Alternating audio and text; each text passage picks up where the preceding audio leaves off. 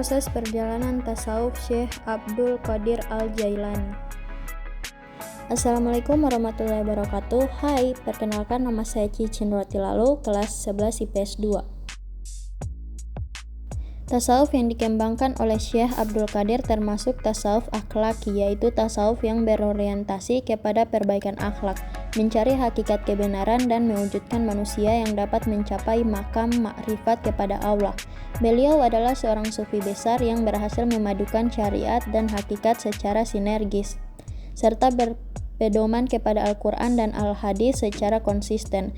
Diceritakan oleh Syekh Ibnu Abi Al-Fatah bahwa pada suatu saat Syekh Abdul Qadir melihat seberkas cahaya berkilau menerangi ufuk langit. Dalam cahaya itu ada yang menampakkan diri seraya berkata, "Wahai Abdul Qadir, aku adalah Tuhanmu, sungguh telah aku halalkan bagimu segala yang diharamkan."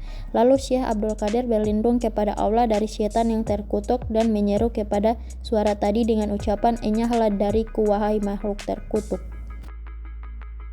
Seketika itu cahaya tadi berubah menjadi gelap menyerupai asap, lalu bersuara keras, "Wahai Abdul Qadir, engkau selamat dari tipu dayaku, sebab ilmumu tentang hukum-hukum Tuhanmu dan sebab pemahamanmu tentang kedudukanmu, sungguh aku telah menyesatkan dengan kejadian serupa ini kepada 70 ahli terakat." Setelah selamat dari tipu daya tersebut, beliau memuji Allah Subhanahu wa Ta'ala dengan mengucapkan, "Anugerah dan keselamatan hanya karena Tuhanku." Syekh Abdul Qadir ditanya, "Bagaimana Anda bisa tahu bahwa cahaya itu adalah setan?" Beliau pun menjawab, "Dari ucapannya, yaitu telah aku halalkan bagimu segala yang diharamkan, karena Allah tidak memerintahkan berbuat jahat." Syekh Abdul Qadir melihat ajaran Islam dari dua aspek, yaitu lahir dan batin. Dalam setiap ayat Al-Quran juga mengandung makna lahir dan batin, misalnya tentang taharah yang berarti bersuci. Bagi Syekh Abdul Qadir, bersuci terbagi menjadi dua. Pertama, penyucian diri secara lahiriah dengan wudhu atau mandi. Kedua, penyucian diri secara batiniah, diawali dengan kesadaran akan adanya kotoran pada diri manusia tersebut, yaitu dosa. Kemudian dilanjutkan dengan menyesali perbuatan dosa tersebut. Cara penyucian batiniah harus mengambil jalan spiritual yang diajarkan dan dibimbing oleh guru atau mursyid spiritual yang otoritatif atau mempunyai sanad keilmuan yang jelas, melalui taubat, talqin, zikir, tasfiyah, dan suluk.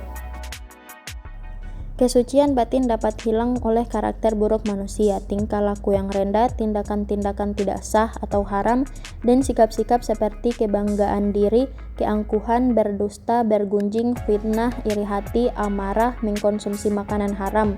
Aktivitas fisik juga dapat menghilangkan kesucian batin. Misalnya, mata melihat hal-hal yang haram, telinga digunakan untuk mendengarkan pergunjingan dan sejenisnya, tangan digunakan untuk memukul orang yang tidak bersalah, mulut digunakan untuk berkata kotor dan memaki, serta lainnya. Ketika kesucian batin menjadi kotor, maka wudhu spiritual juga menjadi batal.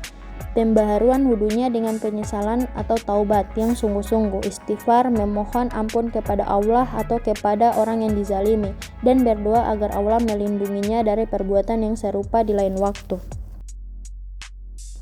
Syekh Abdul Qadir melihat ajaran Islam dari dua sisi, yaitu lahir dan batin.